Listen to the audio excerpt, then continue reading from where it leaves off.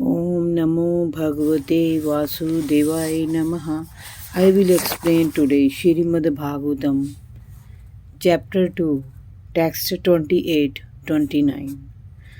Vasudev Para Veda, Vasudev Para Makha, Vasudev Para Yoga, Vasudev Para Kriya, Vasudev Par Gyan, Vasudev Par Tap, Vasudev Paro Dharmo, Vasudev Para Gati. In the revealed scriptures, the ultimate object of knowledge is Shri Krishna, the personality of Godhead. The purpose of performing sacrifice is to please Him. Yoga is for realizing Him. All fruitive activities are ultimately rewarded by Him only. He is supreme knowledge, and all severe austerities are performed to know Him. Religion means dharma is rendering loving service unto Him. He is the supreme goal of life.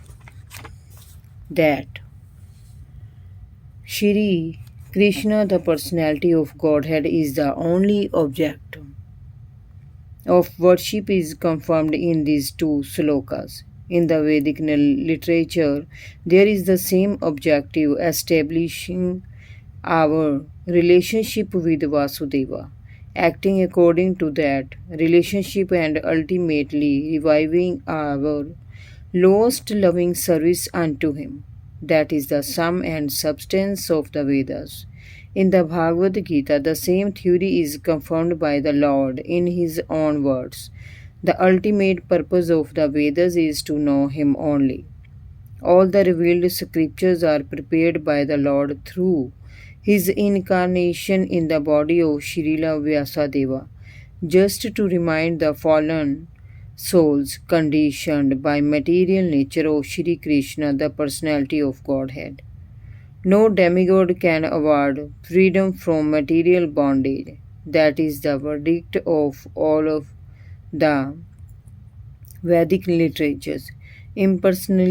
Personalists who have no information of the personality of Godhead minimize the omnipotency of the Supreme Lord and put him on equal footing with all other living beings. And for this act, such impersonal listers get freedom from material bondage only with great difficulty. They can surrender unto him only after many, many births in the culture of transcendental knowledge. One may argue that the Vedic activities are based on sacrificial ceremonies. That is true, but all such sacrifices are also meant for realizing the truth about Vasudeva. Another name of Vasudeva is Yajna. Yajna means sacrifice, and in the Bhagavad Gita, it is clearly stated that all sacrifices and all activities are to be conducted for the sacrification of Yajna or Vishnu, the personality of Godhead. This is the case also with the yoga systems. Yoga means to get into touch with the Supreme Lord.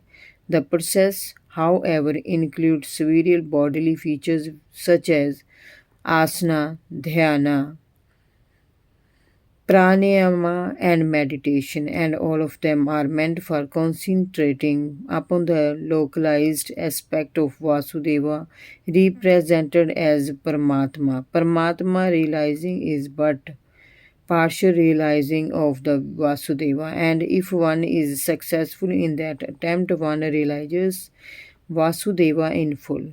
But by ill luck, most yogis are stunted by the powers of mysticism achieved through the bodily process. Ill-fated yogis are given a chance in the next birth by being placed in the families of good learned brahmanas or in the families of rich merchants in order to execute the unfinished task of Vasudeva realizing. If such fortunate brahmanas and son of rich men properly utilize the chance, they can easily realize Vasudeva by good and good as association with saintly persons. Unfortunately, such preferred persons are captivated again by material wealth and honor, and thus they particularly forget the aim of life.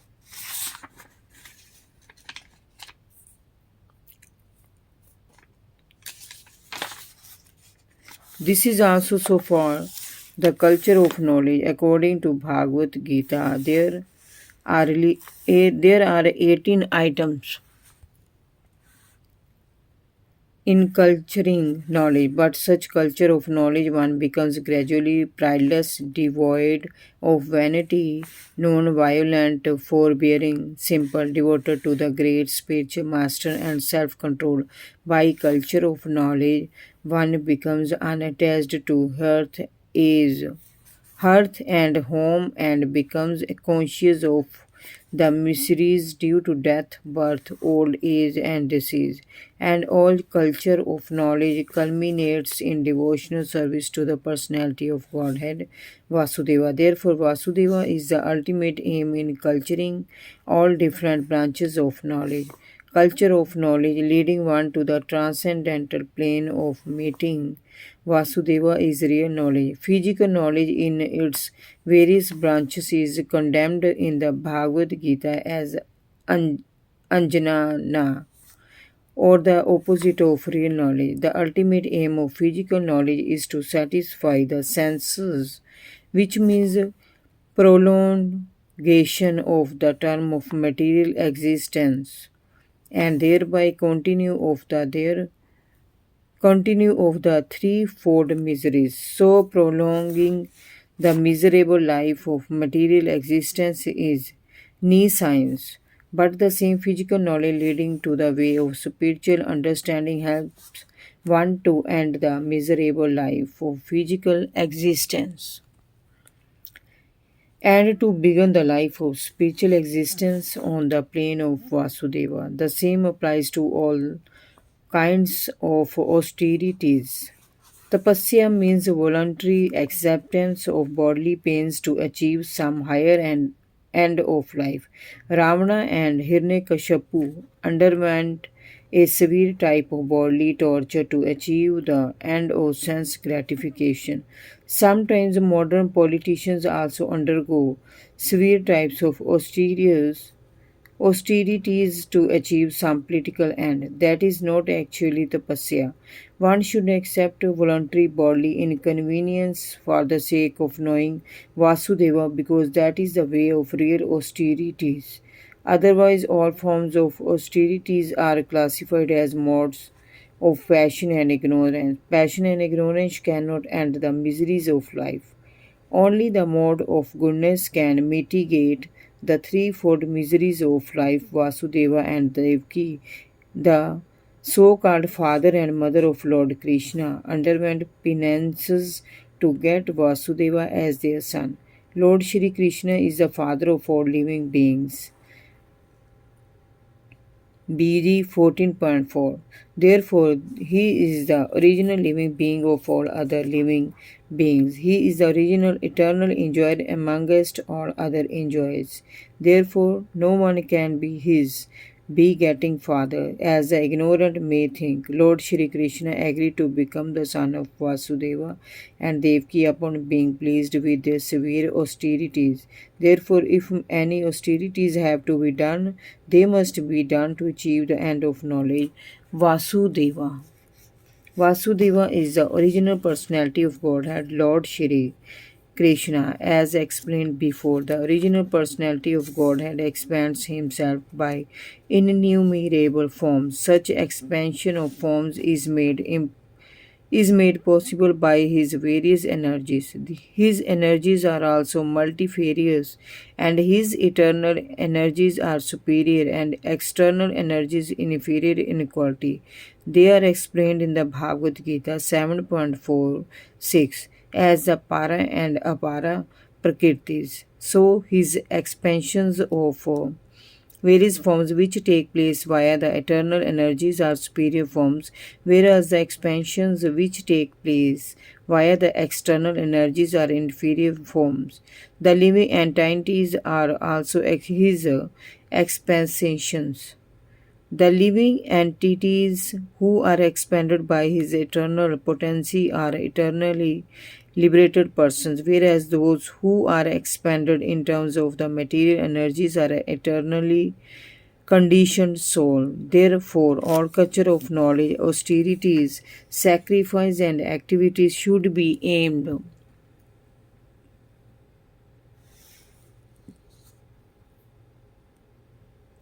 by chanting the quality of the influence that is acting upon us. For the present, we are all being controlled by the external energy of the Lord.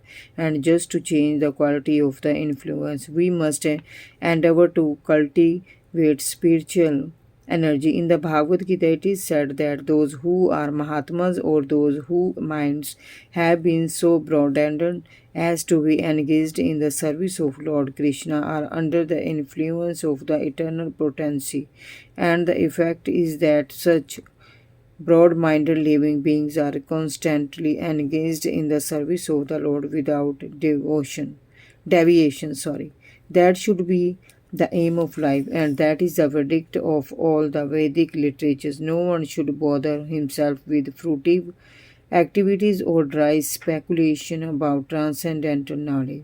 Everyone should at once engage himself in the transcendental, loving service of the Lord, nor should one worship different demigods who work as different hands of the Lord for creation, maintenance, or destruction of the material world. There are innumerable powerful demigods who look over the external management of the material world. They are all different existing hands of Lord Vasudeva.